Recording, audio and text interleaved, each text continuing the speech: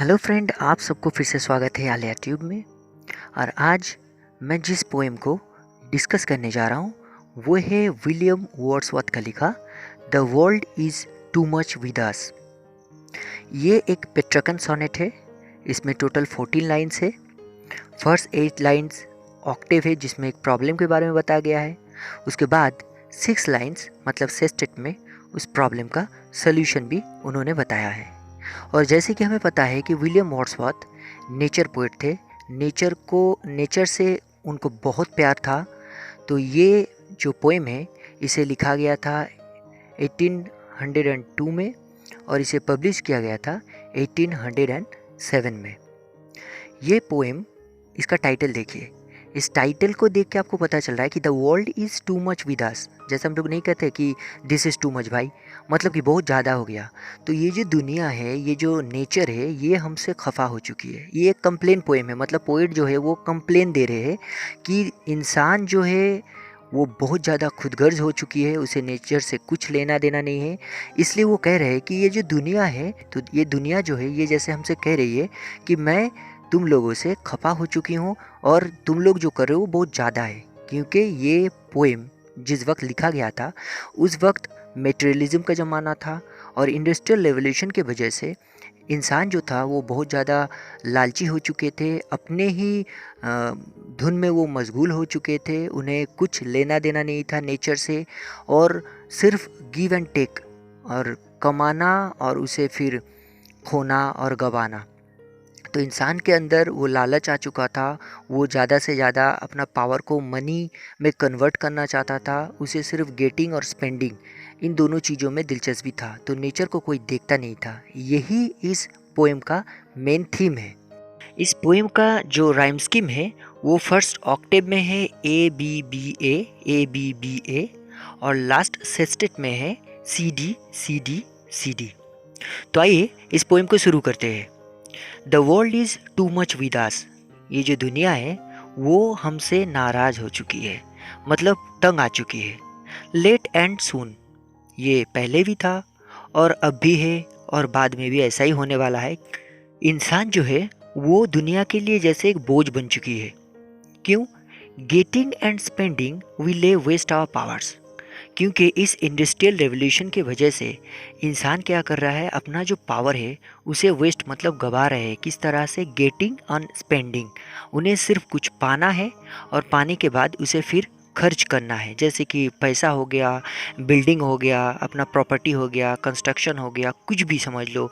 या फिर इंसान की ज़िंदगी में जो सारे चीज़ें हैं जैसे खुशियाँ हो गई, सुख हो गया, ये सब चीज़ों के बारे में इंसान को कुछ फ़िक्र नहीं है।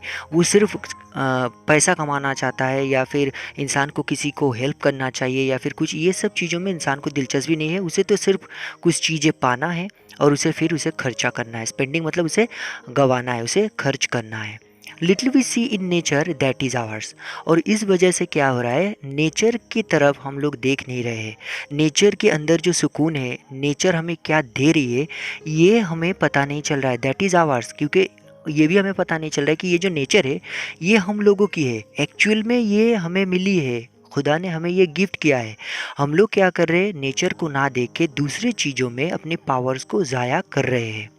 We have given our hearts away a sordid boon. और हम लोग क्या कर रहे हैं कि हमारी जो हृदय है, जो हार्ट है, उसे हम लोग ने बेच दिया है। गिव अवे मतलब उसे फेंक दिया है, बेच दिया है। किस चीज़ में? अ सॉर्डिड बून। सॉर्डिड का मतलब होता है जो खराब चीज़ होते हैं। जैसे कि आपका हो गया लालच, इंसान के अंदर खुदगर्जी, इंसान के अंदर जो खराब चीज़ें होती है। और बून मतलब यहाँ आशीर्वाद।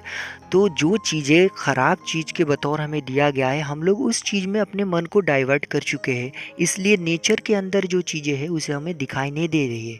क्योंकि हम लोग ये सोचते हैं यार नेचर से क्या मिलेगा। अगर आप किसी को जाके कहोगे यार देखो ये प्रकृति माँ जो है बहुत ही खूबसूरत है, इसे हमें बचाना चाहिए, हमें ज़्यादा लालची नहीं होनी चाहिए। एक पेड़ को अगर आप बहुत खूबसूरती के साथ महसूस करोगे तो उसके अंदर जो खूबसूरती है उसे आप महसूस कर पाओगे।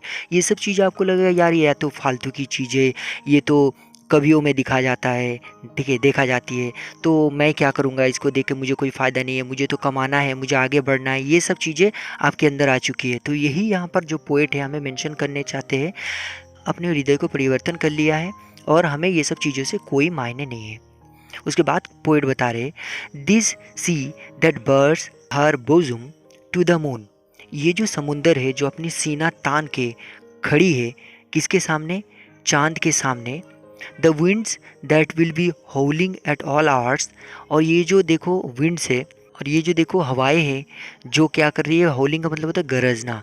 तो हर वक्त जो ये विंड्स है जो गरज रही है, एंड आर आप gathered now like sleeping flowers. लेकिन ये सब चीज़ों से हमें कोई मतलब नहीं है, क्योंकि ये सारे चीज़ें अभी क्या हो गया है, लाइक स्लीपिंग फ्लावर्स, जैसे सोते हुए फूल होता है, मुरझा जाते हैं। ये सारी चीज़ें हम लोगों के लिए मुरझा जा चुकी है, एक सोते हुए फूल की तरह। हम लोगों को ये सब चीज़ों से कोई मतलब नहीं है। For this for everything we are out of tune. और ये सारे चीज़ें, फॉर दिस फॉर एवरीथिंग, ये सारी चीज़ें खुदा ने जो हमें गिफ्ट दिया है, we are out of tune. हम तो इसके लिए शुक्रगुजार भी नहीं करते, और हमारे मुंह से कोई लफ्ज़ बयान नहीं होता है जिससे कि हम कहे कि वाह बहुत खूबसूरत है। We are out of tune मतलब हम अप्रिसिएट भी नहीं करते हैं। It moves us not. और ये सारी चीज़ें जो है, खूबसूरती जो है नेचर के अंदर, इसे देख के हमें कुछ फ़र्क नहीं पड़ता है। मूव्स अस नॉट मतलब ये हमें कुछ हिला भी नहीं सकती है। ग्रेट गॉड, फिर पोएट भगवान को कह रहे, खुदा से कह रहे, great God I would rather be a pagan suckled in a creed outworn. मैं पसंद करूँगा एक पेगन बनने के लिए। पेगन मतलब होता है कि नॉन क्रिश्चियन, मतलब जो नास्तिकवादी होते हैं, जो क्रिश्चियनिटी जो रिलीजन है उसे मानते नहीं है, उसे कहा गया है। तो अभी इंडस्ट्रियल रेवोल्यूशन है, इंसान जो है वो कहते हैं कि यार वो तो हम लोग तो मॉडर्न है, हम लोग मॉडर्नाइज़ करेंगे अपने आप को ज़्यादा से ज़्यादा। ये सब जो गैजेट्स निकला है या फिर मॉडर्नाइजेशन की वजह से इंसान जो पैसे की लालच में दौड़ है, हमें तो ऐसा बनना है। तो अगर कोई नेचर की तरफ ज़्यादा ध्यान देगा तो उसे कहा जाएगा कि वो देहाती है या फिर वो पेगन है, वो घूमता रहता है, ये सब देखता है। तो पोएट कह रहा है मुझे पसंद है, पेगन बनना भी मुझे पसंद है।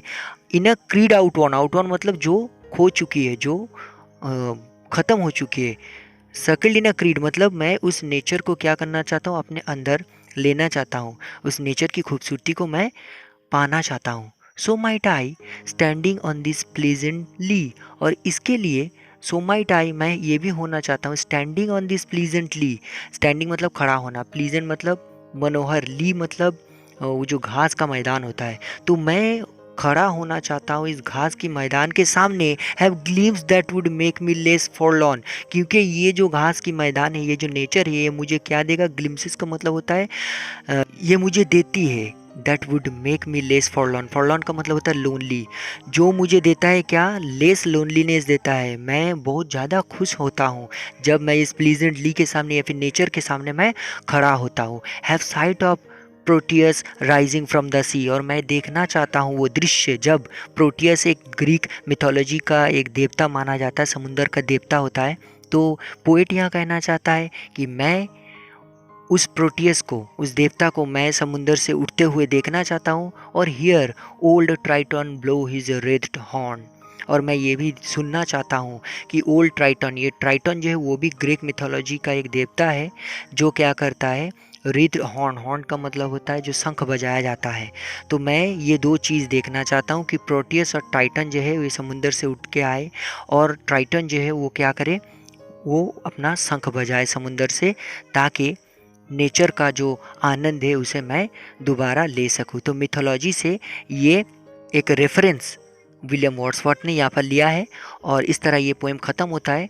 और पोएट दिखाना चाहता है कि इंसान को इतना भी लालची नहीं होना चाहता है कि गॉड गिफ्टेड जो नेचर है उसे हम भूल जाए, और नेचर के अंदर जो खूबसूरती है उसे हम भूल जाए, और नेचर को बचाना चाहिए या नेचर को अपने अंदर सिमट के रखना चाहिए, क्योंकि यही ओरिजिनल गिफ्ट है, यही हमारी सब कुछ है। हमें नेचर में ही फिर वापस जाना है, ना कि इस लालची दुनिया में हमें सिर्फ गेटिंग और स्पेंडिंग में अपना वक्त को, अपना पावर को ज़ाया करनी चाहिए। और इंसान के अंदर जो लालच है, जो इंडस्ट्रियल रेवोल्यूशन की वजह से, मॉडर्नाइजेशन की वजह से नेचर से पीछे हट जा रहे हैं इंसान, और नेचर जो है वो जैसे कह रहा है कि टू मच, इंसान को कह रहा है कि बहुत ज़्यादा हो जा रहा है, ये पहले भी था, ये अभी भी है। तो हमें जैसे वर्ड्सवर्थ एक कंप्लेन दे रहा है और हमें बताना चाहता है कि हमें ये सब छोड़ना चाहिए और नेचर के पास हमें वापस आनी चाहिए।